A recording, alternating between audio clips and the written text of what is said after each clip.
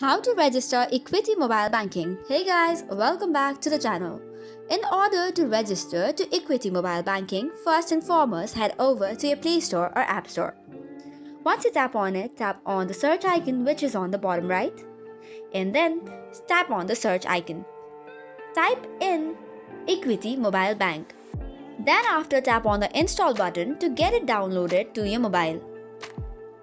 It might take a while depending upon your internet connection. Now that the app is open, tap on your preferred language and go to next page. Then after you can either skip or tap on the register button. Create your profile by selecting the country and then other details regarding your personal information. Once you have filled in all the information, you will have to create a password for your mobile banking, and just by that you have successfully registered.